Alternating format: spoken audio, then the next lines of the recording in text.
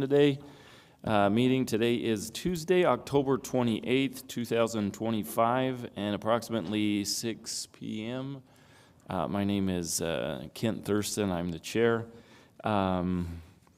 First matter of business today, we need to have a motion. We have Janet Acosta online, and we need to have a motion that she can participate virtually. So we need to have a vote, or a motion and a vote. I'll make a motion to allow Commissioner Acosta to participate virtually. I second. Was that Rico, the second? Okay, this is on the motion to allow Janet Acosta to participate via virtual. Commissioner Joaquin Acosta? Yes. Commissioner Smith? Yes. Commissioner Connor? Yes. Or Murray? Sorry. Commissioner Kaiser? Yes. And Chair. Yes. Thank you. All right, thank you. So moving on, does anybody have any conflicts of interest for tonight, other than myself? Okay, I have one, which will be the first item that we're going to hear today. So I'll have to excuse myself on that one.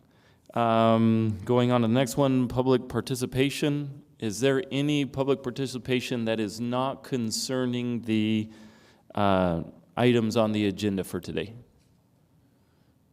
Seeing none, we will move on. And then moving on to acceptance of the agenda. I motion to accept tonight's agenda. I second. Murray. This is on a motion to accept tonight's agenda. Commissioner Acosta? Yes. Commissioner Smith? Yes. Commissioner Murray? Yes. Commissioner Kaiser? Yes. And Chair. Yes. Thank you. Did you get We Acosta? We have Janet online. Commissioner Janet Acosta? Yes. Thank you. All right, now do we need to do a planning and zoning minutes, or that goes with the agenda already? Okay, so first item of business, I guess I leave the room.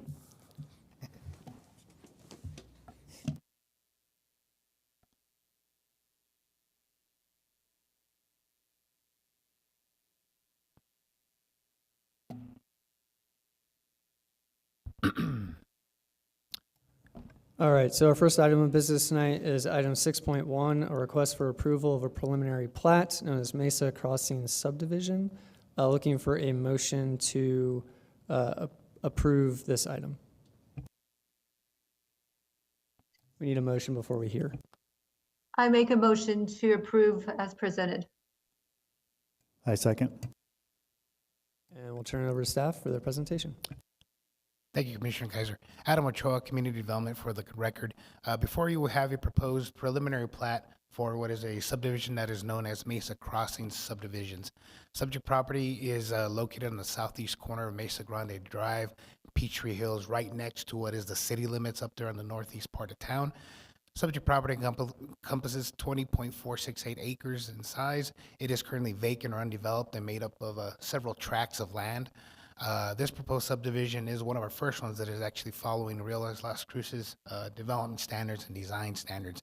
That being said, it is zone NH1, as described as Neighborhood 1 suburban in Realize Las Cruces. Showing the subject property here, southeast corner of Peachtree Hills, Mesa Grande. As you can see, this is just really a hodgepodge of nothing but single-family residential with a differentiating in lot sizes from over acre lots to much smaller lots to the west. So just predominantly single family residential area. Showing here the aerial, you can see again it is a vacant piece of property. The city limits is literally run through the middle of Peachtree Hills. So this is county to the north, city here to the south. Everything down here is city. So the proposed preliminary plat is proposing 89 single-family residential lots in this subdivision. It is all being constructed in one phase. There'll be no phasing done with this. Lots do range in size from about 1.24 acres to about just under 3/4 of an acre in size. The proposed subdivision also proposes 5 tracts of land, 2 tracts for drainage purposes, and 3 tracts for right-of-way dedication and improvements that are associated with this subdivision. All 5 tracts shall be dedicated to the city of Las Cruces for ownership and maintenance. Showing the plat here, as you can see, it has 2 points of entry right off of Peachtree Hills here, Mesa Grande Drive as well. It kind of loops around within itself, allowing for future potential extension of what is this road down here to the south, which is essentially nothing but easements in that area, but they are dedicating that right away there. I believe that is Jameson that I'm pointing at here, right here. And then on the north side, they will be also dedicating their pro rata share for, excuse me, for Peachtree Hills Road, and their pro rata share for what is Mesa Grande Drive. Those roadways will be built out to, Mesa Grande Drive will be built out to city standards. The Development Review Committee did approve a alternate cross section for Peachtree Hills, which includes a trail system that kind of mimics what is further west on Peachtree Hills, close to the schools in the Metro Verde area, to kind of continue that type of development along that roadway. Once that further analysis, we did see no life safety or welfare issues with this proposed subdivision. It does meet the objectives of a proposed preliminary plat as required by the subdivision code, and lots do meet the requirements, development standards of Realize Las Cruces. Lots also meet the requirements of the design standards of the city of Las Cruces. The proposed development is compatible with the surrounding area, essentially all single-family residential in the area. Further improvements provided to the adjacent roadways, which includes Peachtree Hills and Mesa Grande Drive, will also help with the better improvement or better connectivity in that area for the community. With that, staff did send out a public notice per required by code to all surrounding property owners as required by code. No comments or concerns were received by staff. Only questions what's going to be developed there, how many people are going to be living there, just general questions, but no real concerns or comments. On August 20th of 2025, the Development Review Committee did review the proposed subdivision. The DRC does review subdivisions from an infrastructure, utilities, and improvement standpoint. After very minor discussion regarding the preliminary plat, the DRC did recommend approval of the proposed subdivision. With that, staff does recommend approval for the preliminary plat based on the findings. The Mesa Crossing subdivision complies with the requirements and standards of Chapter 37, which is our subdivision code of Realize Las Cruces. The preliminary plat is consistent with existing development found within the surrounding area. Residential lots comply with all development standards of Realize Las Cruces. And of course, on August 20th of 2025, the DRC did recommend approval for the proposed preliminary plat as well. With that, your options tonight is 1, to vote yes and approve the preliminary plat as presented by staff, 2, to vote no and deny the preliminary plat.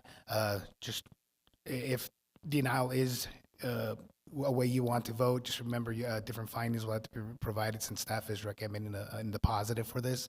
3, to vote to amend and add conditions to the preliminary plat as deemed appropriate by the commission, or 4, table postpone and direct staff and the applicants accordingly. That is the conclusion of staff's presentation. The applicants' representatives are here if you have any questions for them, and I stand for questions. Thank you. Did the applicant representative wish to make a presentation or just standing by? You don't have to give a presentation, I'm just asking. Okay. Any questions from the commission?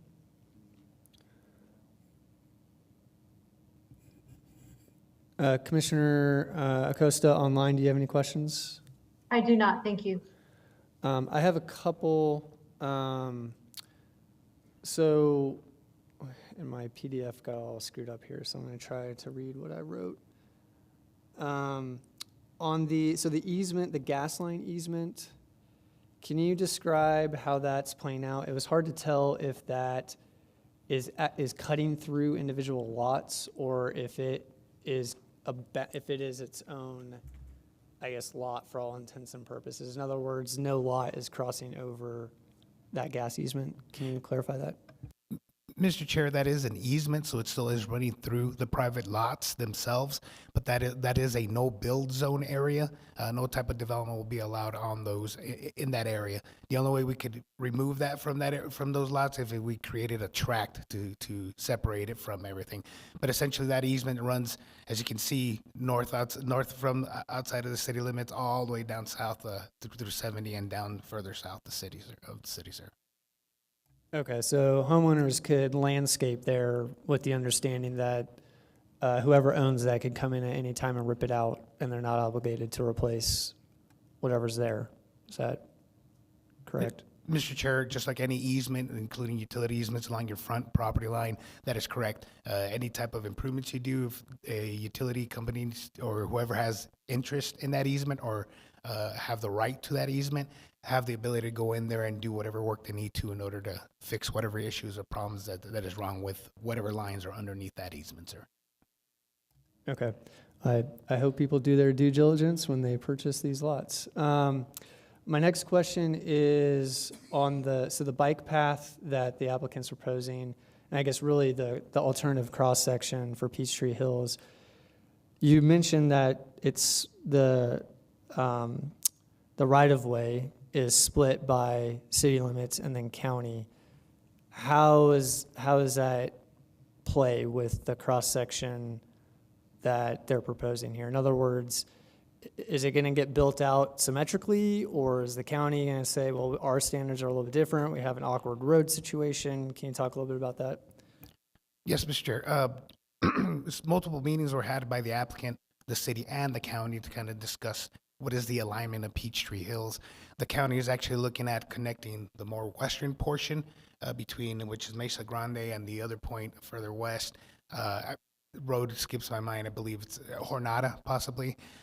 So they are extending their own road that way, and this roadway will essentially continue that same alignment east along this proposed subdivision, and then so that'll essentially be in the county on the northern side, and on the south side, there's area there for drainage issue for drainage. Things that need to be taken care of for the city, as well as like a landscape, multi-purpose path, just like what you see in the Metro Red area, which is still in the city and the other side of what is county right away. Okay, so I think that kind of leads me to my second question. So what guarantees, if any, that this path will continue to get built out and eventually connect with, and I have no idea the distance that we're talking about here, but I drove out there. It seems like it's a pretty significant gap between this basically the intersection of Peachtree and Mesa Grande. That's a pretty significant gap from what I could tell when I was out there, and I don't know the distance, but what kind of guarantees are there that this trail ultimately will connect correctly? Mr. Chair, what the city was pushing for is to have that trail continue at least in the city limits. The county themselves, they'll be building a road and a sidewalk on their right-of-way area, so there'll still be some type of pedestrian connectivity, at least in that chunk of the area. But the city, at least, especially from the Parks and Recreation's standpoint, is they would like to see that trail system continue at least within what is the city limits, sir. And Peachtree Hill, the entire way is half in the city limits? You're saying the county's promised to build a sidewalk, but I guess, can you clarify who's building what and what guarantees do we have that this is going to connect? My apologies, yes, sir. So to clarify, the sidewalk is going on the actual roadway section that the county is building, which is within the county itself. You can kind of see it in this white part of the vicinity map here between Mesa Grande and Jornada to the west. That is what they're building to the road, and with that road, they're putting in a sidewalk as well. So that's providing not a vehicular connectivity, but at least some type of pedestrian connectivity as well. Then when it comes into the city again, right here, that's when the city wanted a continuation of that trail system, at least within the city limits. This was the, I guess, discussions that our Parks and Recreation Department had with the applicant, that they wanted to have that trail system continue, not just a sidewalk. That way we could have that multi-purpose trail in that area. Not only that, this would set it up for it to continue also further to the east as more development comes in, since there is a lot of raw land to the east.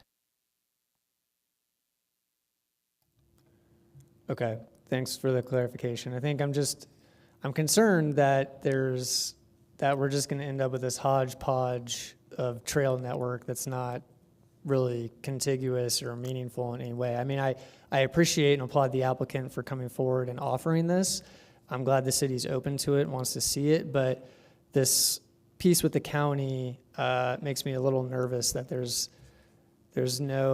doesn't appear that there's a willingness to have a true network in this part of the city. So that's concerning to me. It also,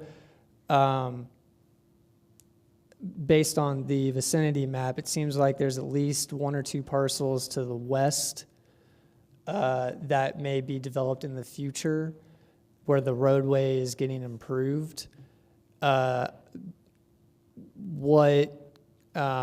mechanisms does the city have to ensure that those pieces are going to be built out consistent with what they're doing here? So for clarification, do you mean these lots here, just Yeah. on the other side of Yeah. Mesa Grande? So that is the portion that is in the Oh, county? that's the county. That Okay. is the county, so the county will assure that that road gets aligned and hooks up with what the developer's developing as well. But they're only suggesting it's going to be a sidewalk, not a multi-use path. Mr. Chair, that is correct. The sidewalk is what they budgeted for, because they actually have it in their budget, is what the county told us, and that is what they got approved for, and they're just waiting to get that built. Okay, that's disappointing. So then I guess my question is was there any conversation then of how does this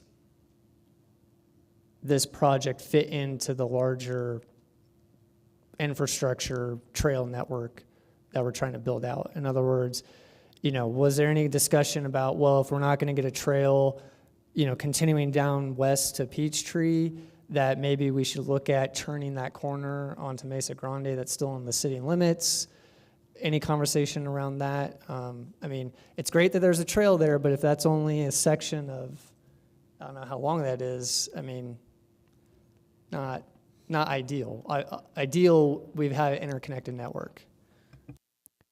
Mr. Chair, that wasn't discussed, unfortunately. I believe Parks and Rec was just comfortable with continuing the Peachtree Hills trail system themselves in lieu of what it would be just like an actual park.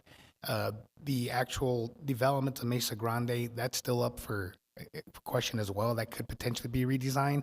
But Mesa Grande is already, if you've driven down Mesa Grande, is already kind of an accordion effect of different types of roads and how it's being built. Staff will have to wait to see in the future when somebody comes in to develop the rest of those properties further south to see if something else can happen along that. But right now, they're just following the same. They're following the same cross section that's already been built on Mesa Grande. That is what they're proposing on their side, sir.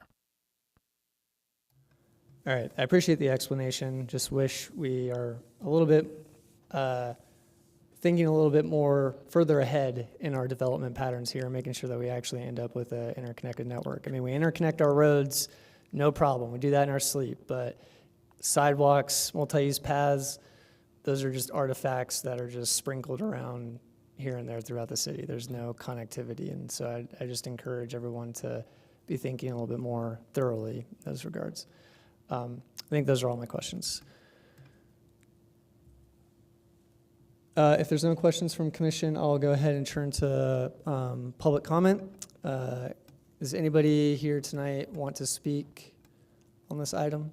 Please raise your hand. I see one. All right, come on down, sir. We'll give you 3 minutes.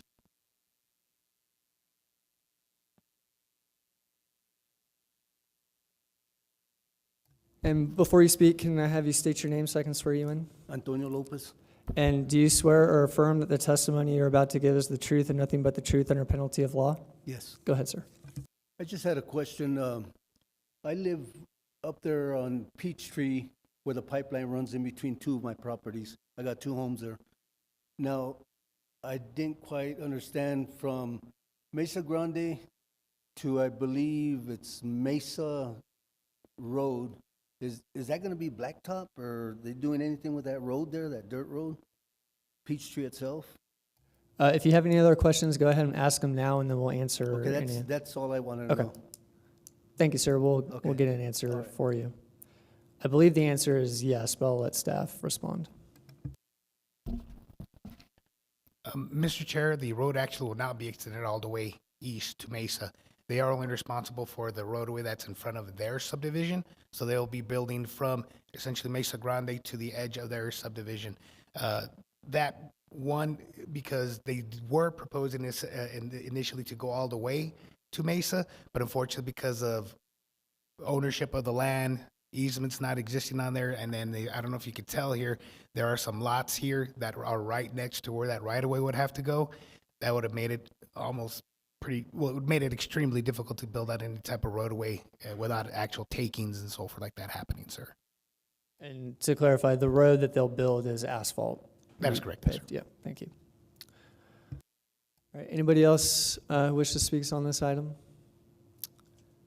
All right, seeing none, we'll go ahead and come back to the commission, and if there's no final comments, looking for a motion to, or sorry, I guess we're just going straight to a vote. So, Yep. Let's This is on the vote to approve item 6.1. Commissioner Joaquin Acosta? Yes. Commissioner Smith? Yes. Commissioner Janet Acosta? Yes. Commissioner Murray? Yes. Commissioner Kaiser? yes. And Chair is absent. Thank you.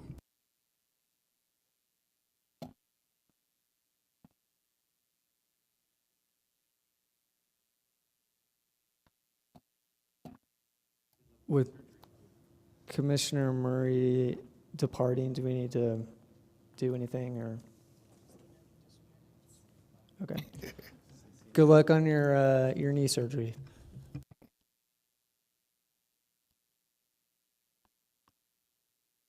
Alrighty, for the next items, Chair, just a reminder, you will need to suspend the rules to hear both cases together, 6.2 and 6.3. Afterwards, then vote to reinstate the rules as well, righty?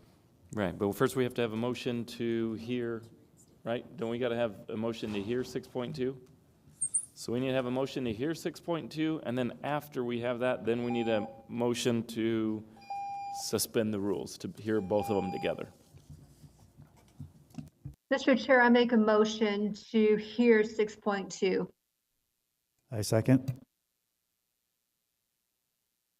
Okay, now we need a motion to suspend the rules so that we can hear 6.2 and 6.3 together. I make a motion to suspend the rules to hear items 6.2 and 6.3 together. I second.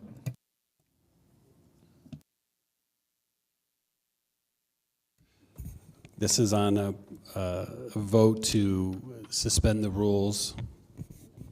And here's items 6.2 and 6.3 together. Commissioner Joaquin Acosta? Yes. Commissioner Smith? Yes. Commissioner Janet Acosta? Yes. Commissioner Murray is absent. Commissioner Kaiser? Yes. And Chair. Yes. Thank you. Are we going to turn it over to staff for the presentation? Good evening, Commission. This is John Castillo for the record. Today we have Lujan Track's non-administrative replat and a waiver to road improvements. The current conditions of the property, it's located at 6401 Jefferson. It encompasses approximately 2.05 acres. It's a developed parcel of land with a residence and accessory structure. The current zoning of the property is REM, which is a residential estate mobile, and it's located within the suburban neighborhood place type, predominantly surrounded by single-family residential development of similar style. Here's a zoning map to show that everything around it is REM. Here's an aerial map to show the subject property. So the proposal for the non-administrative replat is looking to subdivide the existing lot into two new lots. Lot 1 will be 1.05 acres. This will be accessed from Jefferson Lane and Poos Creek. This one will be the one that will house the residents on it. Lot 2 is going to be 0.92 acres, which can be accessed from Poos Creek Road and Pecan Lane. This is going to be the one back in the aerial image that has the accessory structure on it. The second proposal that we have is to waive the road improvement requirements associated with the subdivision. Pecan Lane is a 50-foot wide cross-section, Pecan Lane will need to be developed to a 50-foot wide cross-section, including pavement, sidewalk, curb, and gutter, and lighting. The property is requesting to only dedicate the 25-foot wide tract of land for right-of-way with no improvements. Here on this image, you can see how it's going to be split. The tract of land that they're dedicating is going to be up to the north of the property. Notice was sent to all relevant agencies and departments. Oh, I apologize. Let me go back to the proposal. From the aerial image, you can see that Poos Creek is an undeveloped road. Back in 2004, this was dedicated to the city of Las Cruces through a deed, so they are not responsible for creating any kind of improvements along that right-of-way.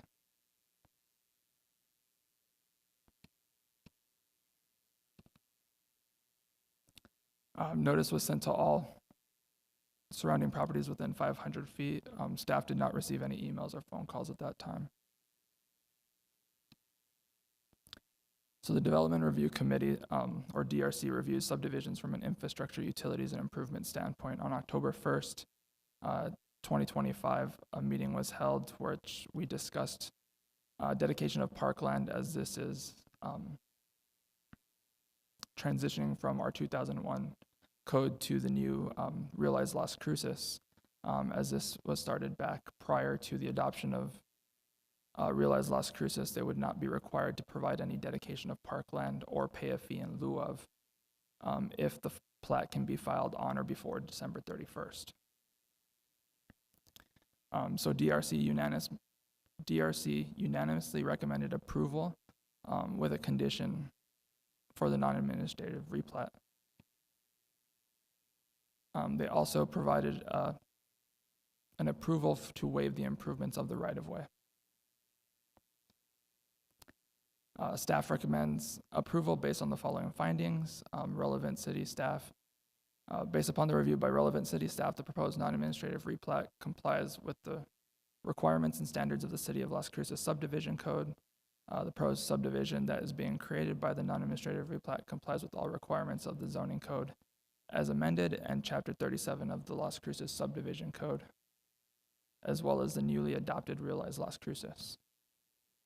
The proposed subdivision also follows the goals outlined in Elevate Las Cruces comprehensive plan. The proposed waiver to road improvements meets the intent and purpose of the East Mesa Community Blueprint. And DRC recommended approval with a condition for the non-administrative replat and also provided an approval recommendation for the waiver to road improvements. So today your options are to vote yes to approve, vote no to deny, vote to amend, or vote to table.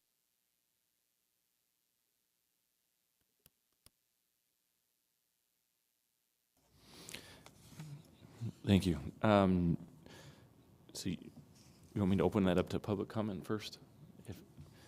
All right, is there anyone in the audience that would like to speak on, or I guess I should also ask if the applicant also has a presentation for us as well before we go on to comments. It's up to you. Okay, let's go on to public comment then. Does anybody in the public have any comment on this particular one? Okay, seeing none, we will move on to, do any of the commissioners have any comments? Yeah, I'd like just clarification on what roadway we're talking about when it comes to the waiver, because I think the staff report mentions it's Pecan Lane, but I think in the presentation you were referring to the other road. Mr. Chair, Commissioner Kaiser, you are correct. It is Pecan Lane that they are asking to seek no improvements to, which is to the north of the property. I did mention Poos Creek, which is also an undeveloped right-of-way at this time. When the city was building out Jefferson, they did acquire some right-of-way here at the corner of Poos Creek and Jefferson. And at that time, the property owner did dedicate the rest of the remaining right-of-way to the city. It just hasn't been built out at this time. Okay, but they're asking a waiver for both, or just? No, people? they're seeking only to do a waiver for Pecan Lane, which is to the north.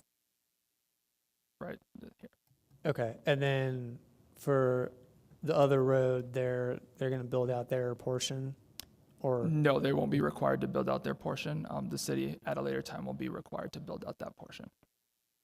Oh, because they already dedicated. Got you. Okay. Okay, thanks for the clarification. Is Poos Creek not a local? Mr. Chair, Poos Creek is a local. So help me understand the rules then. I thought on locals, if you are subdividing, you would have to put in all the improvements. So would that not mean that they should be getting a waiver for both of those roads? Mr. Chair, you are correct. According to the subdivision code, they would be required to dedicate a 25-foot wide tract of land and provide a full cross-section for Poos Creek. However, as Poos Creek was dedicated and deeded to the city of Las Cruces back in 2004, we now remain ownership of a portion of Poos Creek. But just for clarification though, and for them not having to put it in, should they not have a waiver for Poos Creek as well? Mr. Chair, they don't need a waiver for Poos Creek as it's already city right-of-way. It is now the city's responsibility to build that out. Okay. All right, that just for some reason was an interesting one. The intended, I guess the intended use is still going to just be residential, is that correct? In the split? Mr. Chair, that is correct.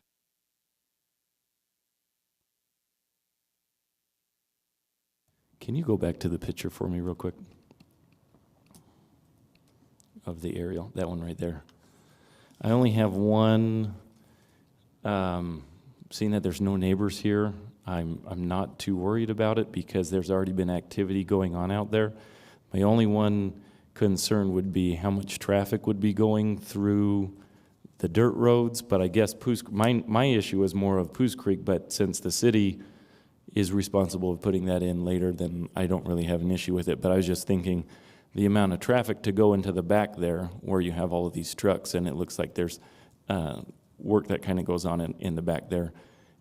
There would be some improvement that would be needed for those roads, but the neighbors aren't here either I think that's just my observation of one little bit of concern on it, of the waiver. Does anybody else have any concerns? No, actually, you asked the questions that I had, so. Okay. So now we'll go to let me see how to do this now. We'll now have a vote on we need a motion to vote, no, not a motion. We're just going to call a vote for 6.2. Okay. This is on the vote for item 6.2. Commissioner Joaquin Acosta, Yes. Commissioner Smith, Yes. Commissioner Janet Acosta, Yes. Commissioner Murray is absent, Commissioner Kaiser, Yes. and Chair. Yes. Thank you.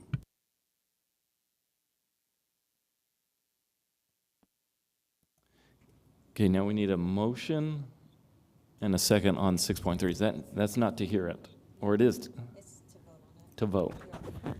Motion and then vote. Okay. so we need a motion. I'll make a motion to approve item 6.3. I second. Zoning commissioners in Las Cruces. The current commissioners are Sue Harrelson. Okay. This is on the vote for case number 6.3. Commissioner Joaquin Acosta, Yes. Commissioner Smith, Yes. Commissioner Janet Acosta, Yes. Commissioner Kaiser, Yes. and Chair. Yes. Thank you.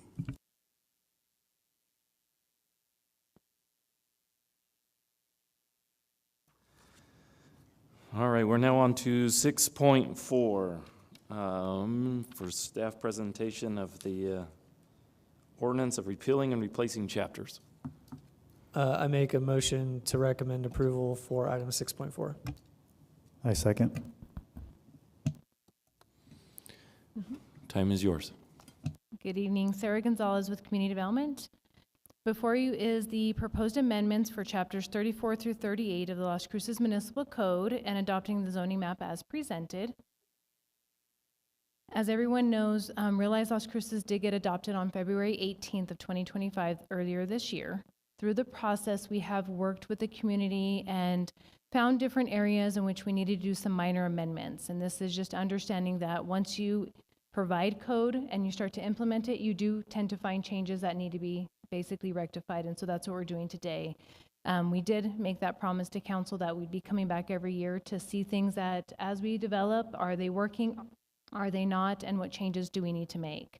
So just to remind everybody of what these chapters are, we did have chapter 34, which was our general provisions, took care of essentially definitions, roles of parties, and then our noticing requirements. Chapter 35 was historic preservation.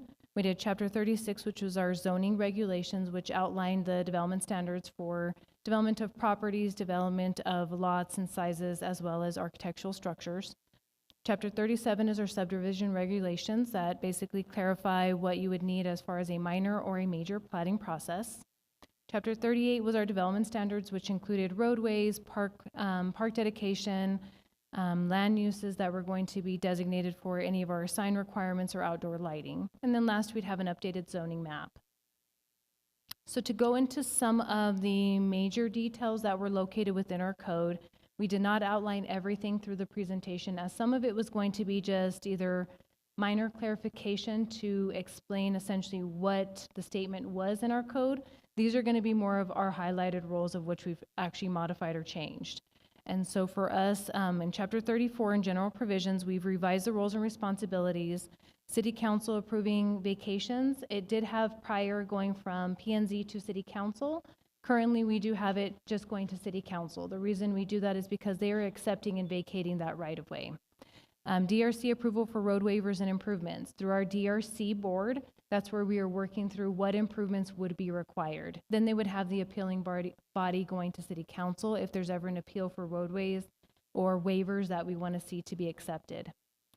We've expanded and clarified the definitions. A lot of them came in from the erosion control, and so we do follow a lot of the EPA standards for dust mitigation, dust suppression, and so we clarified what some of those meanings are as well as added. Some of them were to eliminate, we had areas where it said DUA, defer to number 37, and then we said dwelling units per acre. We eliminated some of those items. We then have fencing and rock wall structures. We've clarified what a retaining rock wall is to the public to understand that if you're retaining more than 2 feet, that's considered a retaining wall. So we clarified some of those definitions so that way there's more of an understanding from the public when they read our code. When we get into chapter 35 for historic preservation, we only had one modification. Our primary goal is to get everybody through that process for review, being that they were waiting onto a noticing period of possibly 1 to 2 months, puts us into a different standard. And so we were looking at modifying it to a 72-hour agenda notice, just because we do see our winter months coming. We have a lot of renovations where we see either windows or door replacement. Those actually go through review through our review boards. And so putting them into a 2-month time frame where when you're starting to get in colder weather, that could actually trigger a lot of issues or concerns for us. Our design review board, can come in, still see all of these and make their recommendations and make sure it's still following the guidelines for historic buildings. When we look at chapter 36 under the zoning regulations, we started to look at modified heights for some of the building stories. What we were finding, if you had possibly a ADU, accessory dwelling unit in your backyard, they were limited. If they did a 2-story, they were limited to, you had to meet a 16-foot height for a floor.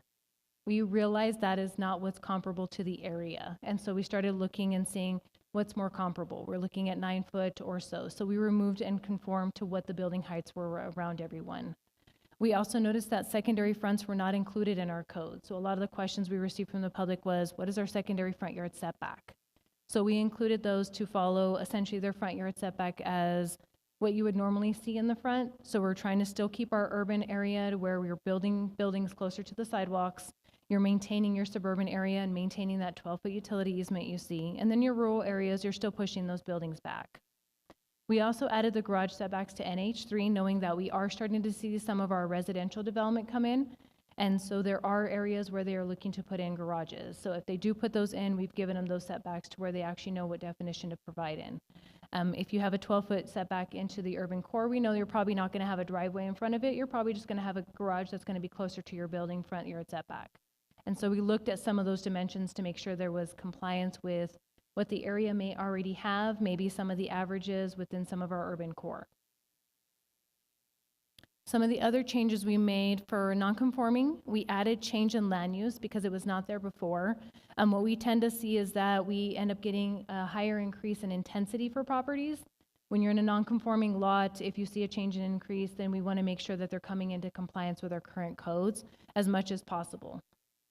There's also updates to our land use table. These are to list some of them that we did. Temporary construction yards, we did allow them in all of our districts, but our open space or drainage, because we tend to find that temporary construction yards, you're going to build wherever you're able to build at. So they usually will use a vacant yard that's next door. They are for temporary purposes. They still follow our standards. They still have to put up a fence, maintain noise compliance, but allowing that to be in any of the districts, because asking someone to go 6 blocks away because that's the only zone they can go in is a hard demand.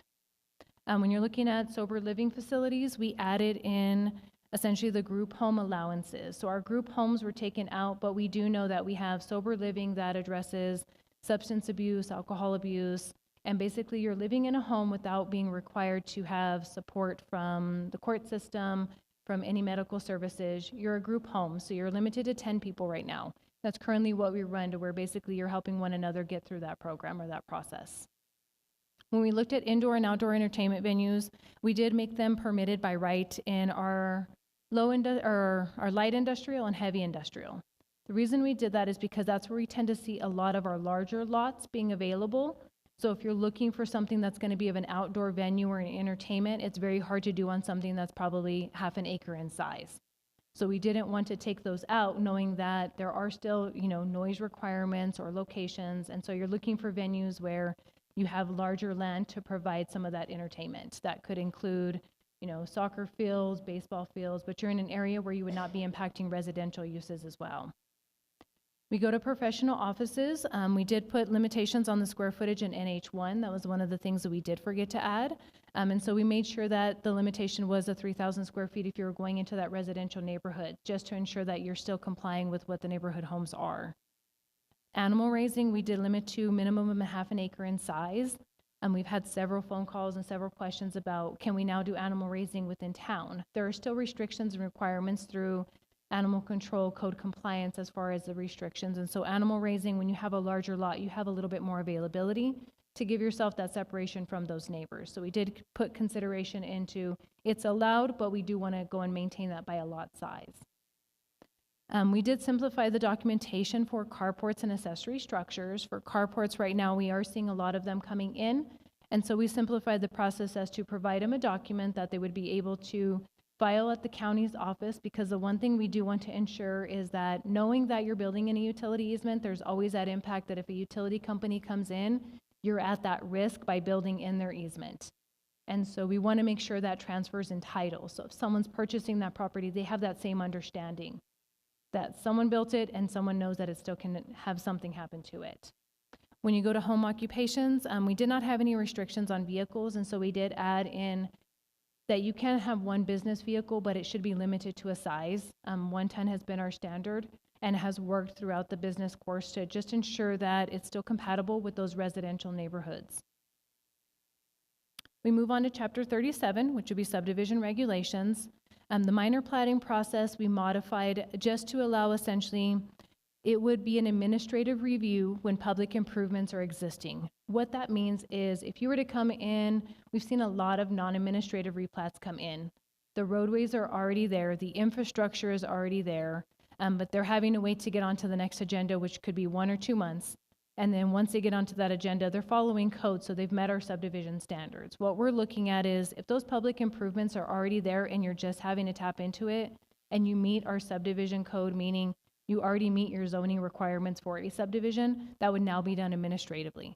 It's when you have to put in those public improvements that becomes a concern, as we need to make sure you do have right-of-way, you do have utility infrastructure going in, and so that's where we would be using essentially our major plating process. For modified, or for master plans, we did modify the requirements to say that you would not need a master plan if you were not more than 2 phases and less than 40 acres. Most of our bigger developments that are coming in, you can do up to probably about 180 lots or so in 40 acres is what we're seeing. But they can be built out into 1 phase or 2. We would consider that using our major plating process, still a preliminary plat that would still be coming before P&Z for approval. That doesn't change any of the requirements for the parkland dedication. It doesn't change the roadway cross sections. All it does is modify the process in which they take. And so they would still not require necessarily a master plan, because you could do that in 1 phase, and it could all be the same land uses with a park generated in the middle. And so to eliminate that process, we've just said you can use the master planning process depending on what is actually being done on the property. We modified the TIA standards to reflect trip generation. In our code, we have now reflected that a trip generation will tell you which 3 you follow in a traffic impact analysis, so which one you will qualify for. So we made sure to clarify that the trip generation is what you should be submitting to staff first to identify which of the next 3 steps you're going to have to follow. That way you're not, 1, spending more money on a TIA that may not be required, and then 2, ensuring that we're getting the right mitigation compliance. For the updated flood zone documentation requirements, we are requesting on certain flood areas that they submit the LOMARs and CLOMARs ahead of time, so that way we can address some of the flood concerns that we've been seeing populating throughout subdivisions. On Chapter 38, under the development standards, we are looking at the outdoor lighting ordinance. We did simplify the language, but everything is still being maintained. And so we made it easier for the public as well as staff to actually use the documentation, but still get the overall goal for our shielding and our light requirements. We also added in for development ID signage. We never had a definition in there. We see a lot of developments that will come in. You see subdivisions. You see different developments that want a development ID sign. You'll see those through Metro Verde because they will call out their subdivisions. And so we made sure we added a definition and then required the location, the size, and the dimensions. Under roadway sections, we did do a lot of clarifying as far as what would be allowed and required. We did not modify our cross sections. I think that would be coming probably next year if we start to see that we're getting a lot of deviations to our standards.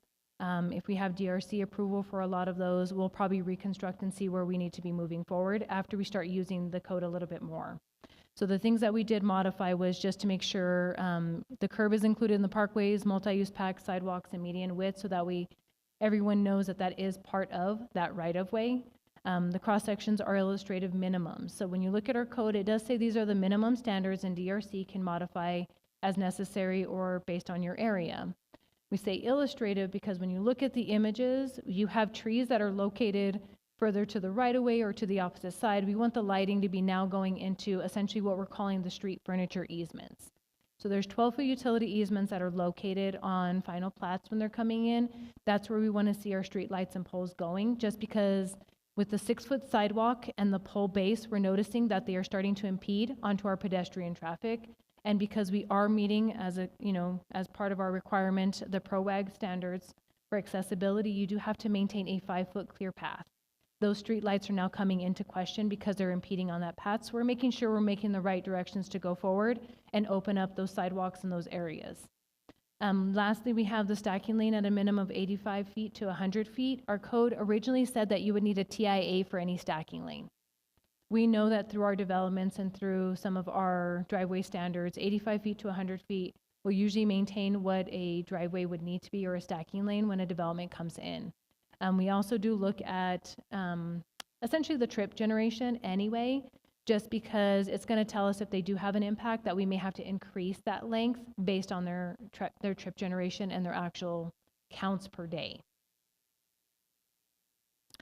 The one thing I do want to mention that was not on the presentation, but I did find it, and I think it is one of those things to clarify. During Planning and Zoning Commission, when we did our meeting in October of last year, There was a recommendation and a request by the Planning and Zoning Commission, and it was also approved by City Council to put in alternatives to parkland dedication. That was not included when we did the rewrite. And so we have now amended that, and we did put the language into those. So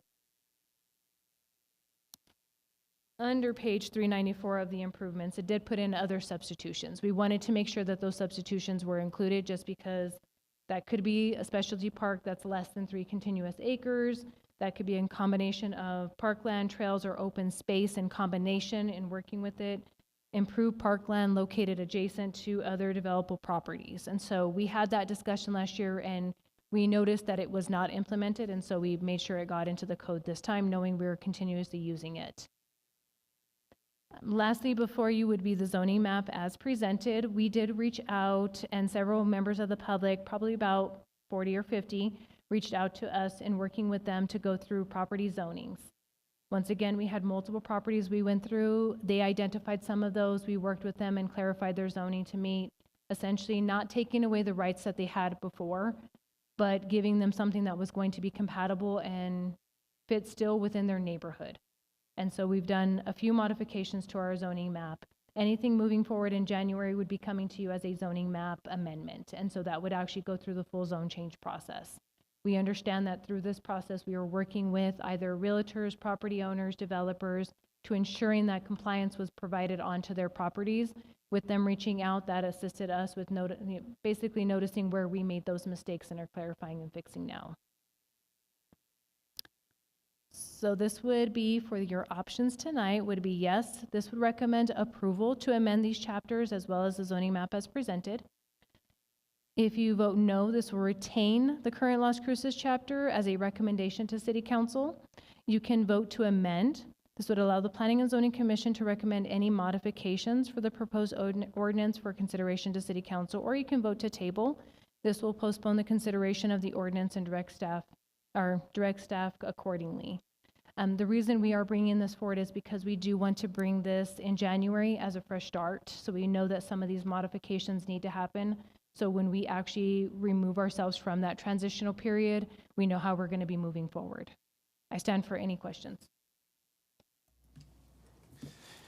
Thank you. I just have the NH3, the driveway setback. Can you show me on that one?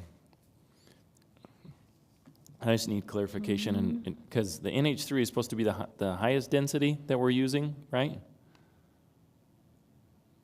Commissioners and Chair, the NH3 is going to be your highest residential land use, whereas CR is your highest commercial land use. So NH3 is going to cover any of our zone properties that were either C2 or right on the border of your C3s from our previous zoning code. The stacking lane is more for the inside of the property. No, So- not the stacking. I'm talking about your the 20 by, right there, added garage setbacks to NH3. So your secondary setback is 20, is that right? Mm-hmm. Instead of NH3 the secondary would be- NH3, so the change here is I'm just trying to, for clarification for myself, is NH3, it's R15 is current, 15, 12, and now we're going to go to 20 and, 20 and 20. Is that correct? Chair Thurston, I think what you're looking at is, so it's the garage as opposed to the building. The buildings will be allowed to come closer to the street. You're pushing the garages back, knowing that driveways, usually your vehicles are between 15 to 20 feet long, and so that's where you would see that 20-foot setback coming in from the front of the garage. Okay, You're so- not looking at the house. The house would be coming forward, and we want more of that coming forward so that way you see the house as opposed to the garage. So the garage setback would then, like, you could bring the house forward and you're just going to be putting the house, okay. That was the only question I had on that one. The one Sorry, can Yes. I jump in just because I had a question on that too? But that's not what we're saying, I don't think. If I look at page, 103, I guess, maybe, or page 610, the red line version, the garage has a 12-foot setback in the urban, which is the same as the front setback. Commissioner Kaiser, that is correct. It's only in the urban area where you'll see the 12-foot setback that's coming in, only because we do have the utility easements and we're not allowed to put primary structures within those easements. In the urban core, there may be that condition where there is an easement, and so it's different for carports and accessory structures, but it would not be for a primary structure. Right, I understand that. I guess the point I'm making is that if the NH3 urban is supposed to be sort of our most pedestrian-friendly, active streetscape, why are we allowing garages to basically be right there in your face as a front setback? Why not actually require those garages to be further back and bringing your pedestrian architectural elements of your building more forward to the street? Because right now you're saying I can have all of my nice things that I want, but I can also just line all my driveways up or my garages at 12 feet. Mr. Chair and Commissioner Kaiser, it could be pushed back if developers wanted to push them back, but they also have that opportunity. I think if we're requesting them to put it back at 25 feet, depending on some of these lot sizes, when you're looking at the urban core, there's not enough room to just push them back further. If you'd want to set them or make a recommendation to set them back at 15 feet or 17 feet as a number, we have to be mindful of these lots are not as large, so it's bringing all the buildings up to the front, knowing that some of these lots don't even have the buildable space. I understand that. I guess this is more of a philosophical thing for me of like we're saying we want all these things. We want to encourage active streetscapes. We want to have this more pedestrian, accommodating urban environment. But actually, you know what? We need to accommodate all of these big trucks and their garages that they're going to sit like. I feel like we're trying to have it both ways here, and it's undercutting everything else that we're saying that we want by saying, yeah, you can have the garage right there in the front of the lot. So my preference would be it is not the same as the rest of the building setback, that it's actually further back and the chips fall where they may. I mean, if you're in an urban pedestrian environment and you can't figure out how to put a garage on your property, I mean, why are we accommodating the storage of private property versus a public good, encouraging a public good? Mr. Chair and Commissioner Kaiser, I don't necessarily think that's kind of the direction we were going. A lot of the urban core right now is coming in and requesting either carports or shade structures, and so garages will help assist with those. When you put them into the front, they eliminate those opportunities as well. So we're looking at everything that we're seeing moving forward, what properties have been requesting because they may have had those setbacks that were reduced at one point in time, and we're seeing those requests come in. As opposed to a carport, would it be better to have a garage? Would it better look for the architectural style? And so I think that's some of the consideration that's being made as far as where the garage is located. In some of these garage areas, you may not have someone who's going to park on a driveway because 12-foot usually won't fit what a car would be before it actually impedes into the actual right-of-way. And so we're either looking at standards from a garage setback coming in or to a actual carport setback coming in. And so having those as opportunities, I think just provides to the public that is using the urban core or living in the urban core where we've seen those requests come in. Sometimes it's the garage is already set back at 10. They're asking us for a carport, and a 5-foot carport doesn't meet that standard. There's no room for their car to even fit. So if we're allowing the garages, we've now changed the architectural style to where it's not just necessarily a carport coming in, but it's giving them a second opportunity to at least put up a garage that can be essentially architecturally the same as your home, or maybe even different if you design it in a different way. So I think the placement can always be there to push them back, but it's also understanding in the urban core, there are still people who use vehicles that are still going to want either carports or garages, so it's understanding both graphics. Yeah, I guess I'm concerned about the unintended consequences here. I'm afraid that this setback being the same as your primary building setback in the urban core is going to lead us down a path where none of the rest of the stuff really matters because you're just going to end up putting your garage right there at the front where it's the most convenient for you, and disregarding all the other good, positive things that we're saying that we want in these standards. So I understand the space constraint, not suggesting that the setback is 20, 25 feet, but I fundamentally don't believe that it should be the same setback for a garage as what we're saying for the primary building in the urban core. But I have one question on if. So in NH3, if I'm going to develop it personally, the way I would see me using it in NH3 is I'd probably use like an alley load, most likely, so that I can keep all my pedestrian up front, and then I would probably have like an alley load in the back.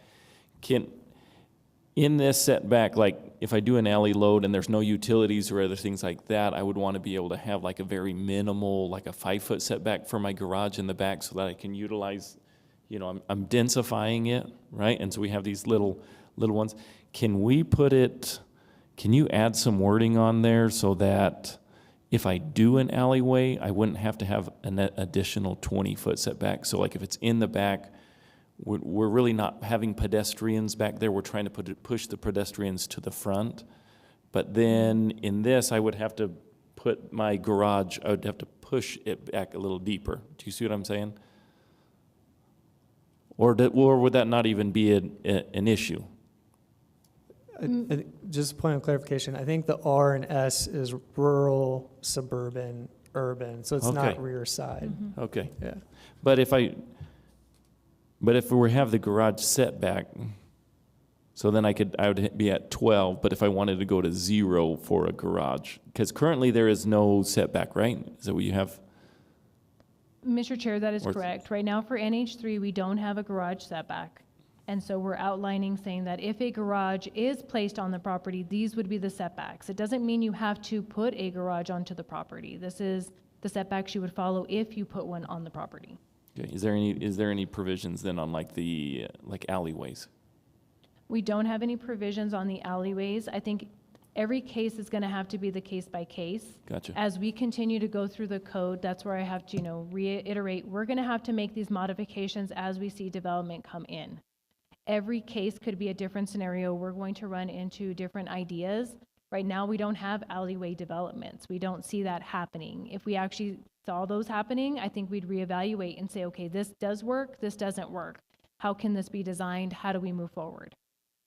So the 12 feet is a front setback or 12 feet from any property line for a garage? Mr. Chair, that would be from any property line whenever you actually place it onto a property.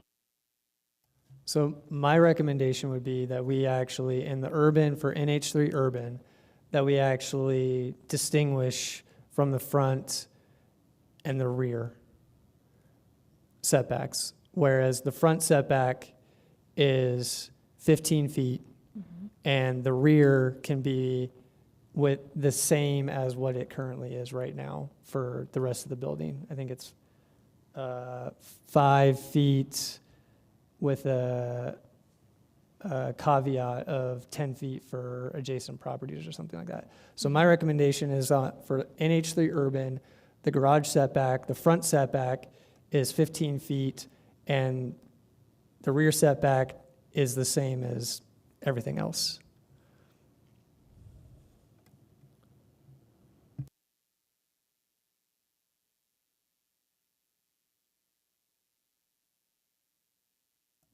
Noted.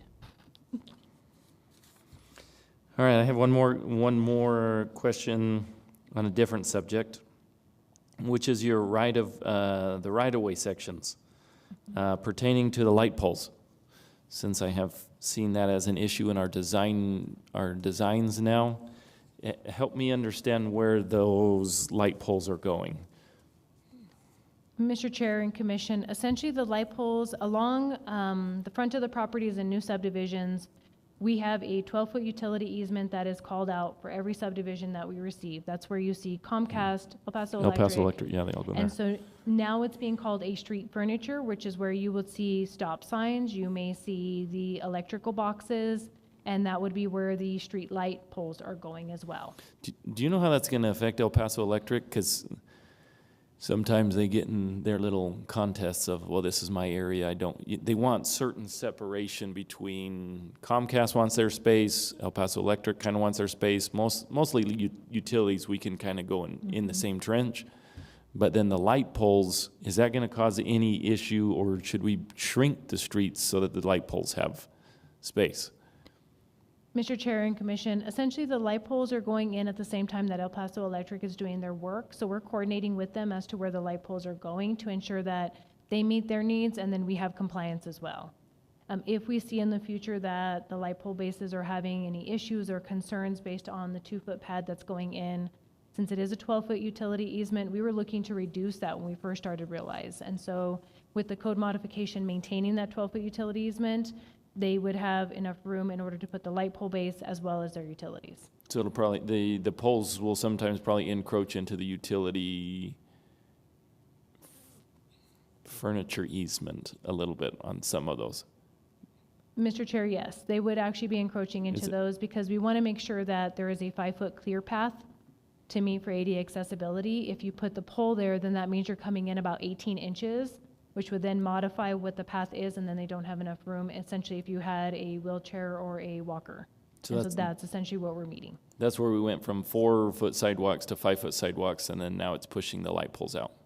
Mr. Chair, we actually went to 6-foot sidewalks, and even with them being on there at 6 feet, that's where we have that separation of those extra, essentially 6 inches, that's impeding onto that 5 feet. So when we went from 5 feet to that 6 foot, you still have that extra foot that we gained, but it also needs an additional 6 inches. We learned all of these after cross-sections are done, working with basically El Paso Electric and understanding what the bases need to be. Okay, so this will solve the problems from here on out. Cross our fingers. Cross our fingers. That was all I had. I don't have anything else. What about the other commissioners? I have just a couple of other, I think, relatively small things. So the indoor entertainment, outdoor entertainment, seems fine, the changes that you're recommending. I'm just curious, because I also noticed with botanical gardens as well, that, well, particularly botanical garden and outdoor entertainment potentially could be an appropriate use in an open space district. I guess, could you help clarify what the definition of outdoor entertainment is, maybe as a step one? Mr. Chair, Commissioner Kaiser, I'll actually step back a little bit further. Our OS1 and OS2 are essentially going to be park features and drainage structures. That's the only reason why we do not have them listed for botanical gardens. We are looking for those for parkland to be maintained or drainage structures. But parkland to be maintained as active parkland space or as passive, or all of the above? For recreational space. And so that way, if you look at a lot of our park areas, they used to be zoned R1A or based on the zoning that was there. So we've delineated those out so that way we know they're dedicated for recreational services or for parkland use. Generally, for an OS1 or an OS2, we're not seeing them come in as private developers. Those are being either dedicated to the city or being maintained by HOAs and communities. And so they're separate two land uses that kind of went in a different direction, as opposed to saying it's going to be an active use from public developers or private developers. It's more for public use as like parks that are being maintained, HOAs that are maintaining them. Does that make sense? Sort of, but it's also true that the city has to abide by their own zoning code. So if the city wanted to do an amphitheater, outdoor amphitheater, in a quote-unquote park, they wouldn't be able to, according to the zoning code. Mr. Chair, Commissioner, that's correct. We would modify the code or come before to say that this would be the proposal for the city to actually use that land as recreational services, if it hasn't been zoning or designated yet.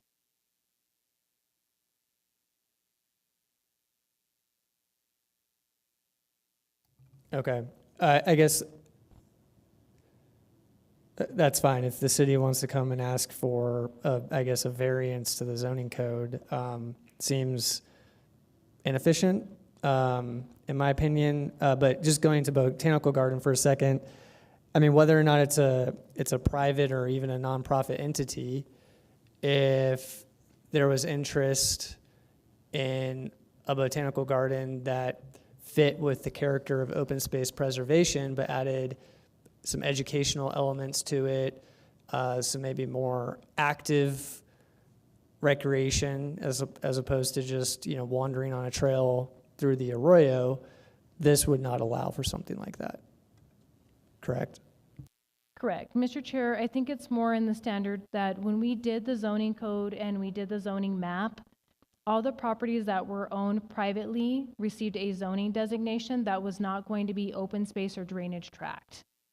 And so essentially, if a property was owned that is CR or NH3 and would allow a botanical garden, they would be able to go ahead and do that by right. We would not just rezone them to the OS1 or the OS2 to provide for the tract. They'd actually have a zoning designation that met the other requirements as we're looking towards moving our zoning regulations to where we actually identify our arroyos, our tracts, so that way they're clearly defined in our zoning code. Right now, they're currently listed as R1A, so you would not know that it's an arroyo. And so we're trying to define that so people can see the separation in the properties as far as zoning. So if you come in with a CR or an NH3, you'd be allowed to do those items, but not necessarily in an OS1. But we didn't give private owners the OS1 unless it was already a designated park. It was already a designated tract for drainage. Okay, so I guess I understand what you're saying. I guess it's not quite adding up, I guess. So if we take any one of our public parks that's currently zoned what? OS1. And to do any kind of programming, athletic fields, you name it, the way that I'm seeing this now, that those are not permitted uses. The city would have to come in and rezone a park to heavy industrial to do outdoor recreation or whatever, as an example. Mm-hmm. That's what you're saying. Mr. Chair, that would be correct. As city properties, we have them if we were to purchase them, say it was an NH1 land and it's not already designated for the entertainment, we should be bringing the proposal forward, knowing that the property is not zoned for those uses or those land uses, to where we can actually notify the neighbors of those changes coming forth. So there would never be a true park parcel in the city. That if Apodaca Park has a ball field on it, it can't be zoned open space. It has to be zoned commercial. That's what we're saying? Mr. Chair, it is zoned open space as an existing park. So right now it is zoned open space 1 because they are for parks and recreation and preserve. So it is our recreation district that would be providing that recreational source. Okay, but an amphitheater is out of the question, a botanical garden's out of the question, even those can be park programming. It would have to get subdivided, they'd have to rezone to have that specific use in a park. That's what we're saying. And Mr. Chair, more than likely, if that were to come in as a tract that was designated or subdivided out to the city, it may be part of a master plan because it may be part of a larger development if we see that coming in.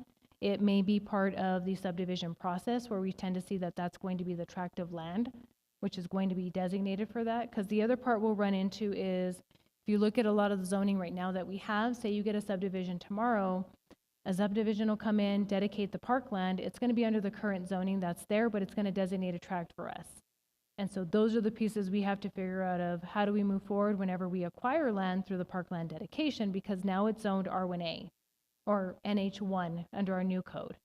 When we look at NH1, that's where everybody assumes it's for a residential home or for residential development, as opposed to parkland dedication. And so there may be an opportunity where any of the tracts that we have throughout the year that we've gained through the subdivision process, we come back and present to council so we can modify those zones. See, to me, it seems like it would be more efficient that for a developer who's giving dedicated land for park, that there's an associated application for a rezone to make it one of these two open spaces, and I would think the open space one would give you the ability to do the programming that's needed for a park, whether it's active, passive, botanical garden, outdoor amphitheater. To me, it seems like that's a more efficient process than the city accepting a parcel that's zoned one, in H1 and then having to come back at some point in the future and rezone it just to build a park. But maybe that's just a process thing, so I'll stand down from that.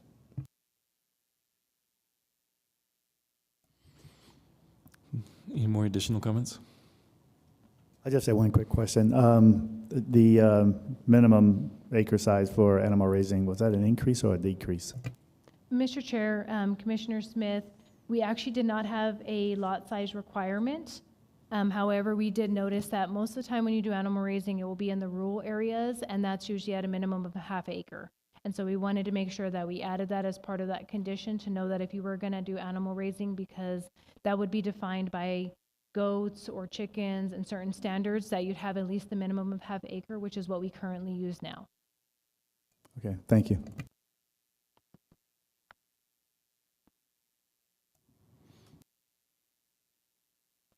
Give me 1 second. I'm trying to scroll through here.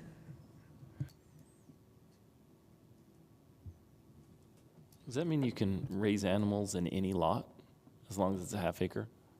Mr. Chair, Commissioner Thurston, that would be correct, yes. Oh, nice. I think the only other question I had, and thanks for clarifying the lighting section. I think I was definitely curious of why the change there. I think the only other question I had was there was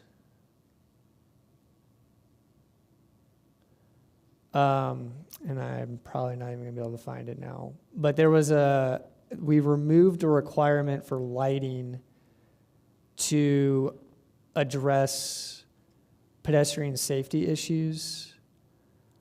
I think the reason is because it was related to like private property, but if you know what I'm talking about, maybe you could address that. I'm going to try to find it, but that was the only other thing I think I had.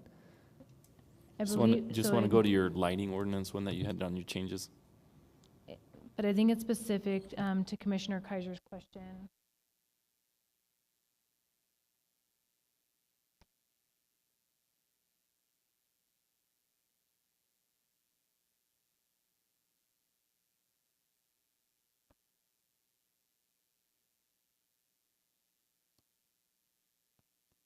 Commissioner Kaiser, that would be under page 414, is I believe what you're referring to.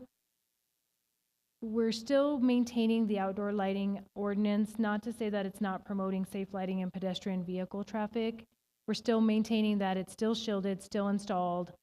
This is more for the purposes of when you're looking at this, we're already doing that through the code requirements. And so it's not eliminating that, we're not still promoting that, we're still maintaining the light ordinance, the bug ratings, and the shielding on the properties. Okay. I think might be referring to something else, but my PDF crashed, so we'll just leave it at that. I can't see.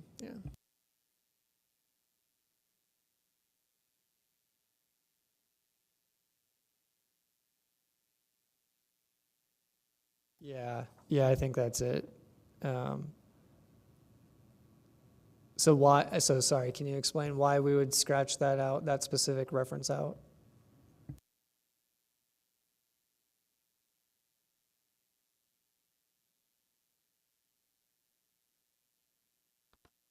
Mr. Chair and Commissioner Kaiser, the reason why that one is scratched out is just because we're already doing that through our lighting ordinance. If being it is the purpose, we already say that is going to have safety, utility, security, productivity on the earlier part of it. So under number 1, it's already addressing that concern. It was a duplicate is why we're addressing it. Okay, thank you. I have nothing else. Anyone else for last comments? Janet, online, are you there? Do you have anything? Or I should say, Ms. Costa. I don't have anything at the moment. Thank you. All right. All right, this is on the vote for item 6.4. Commissioner Joaquin Acosta,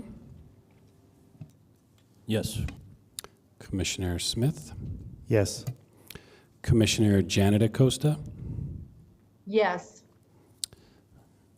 Commissioner Kaiser, Yes. and Chair. Yes. Thank you. All right, moving on to number 7, discussion. I don't think we have anything on discussion. Go ahead. Can I ask a question? On the downtown master plan update, can you describe the process and whether or not there's an opportunity for this body to weigh in a work session or something of that nature?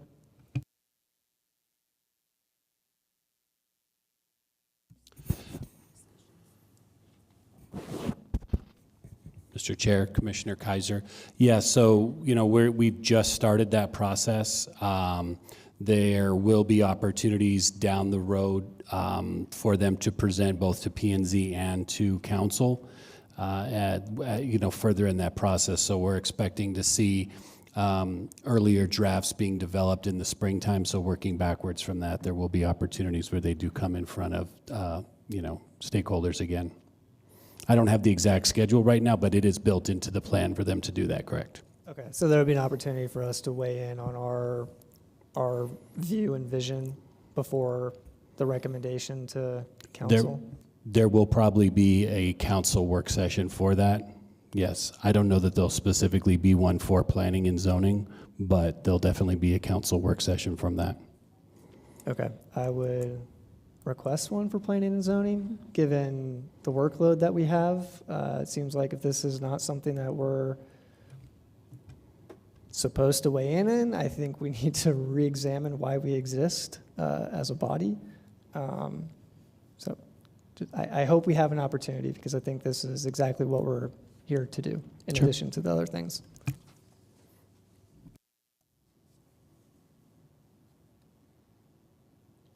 That doesn't, it's because basically, well, I'll ask my questions later. I don't have anything else on discussion. Anybody else? All right, staff announcements? Commissioner, we just have one, essentially just a reminder that next month we will have an early meeting. We do have essentially 4 cases that we know we'll be bringing forward to you, so you should be receiving your packets early next week, as the meeting will be on November 18th, as a reminder. We're not sure if we will have a December meeting. That meeting will also be updated, as well as 1 week earlier, just because of the holidays. So just to ensure we do have quorum to assist our public to get through these processes and these cases, knowing that some of these are time sensitive. Thank you. All right, now do we have to have a motion to adjourn? I make a motion to adjourn. A second? All in favor? Aye. Aye. Aye. Aye.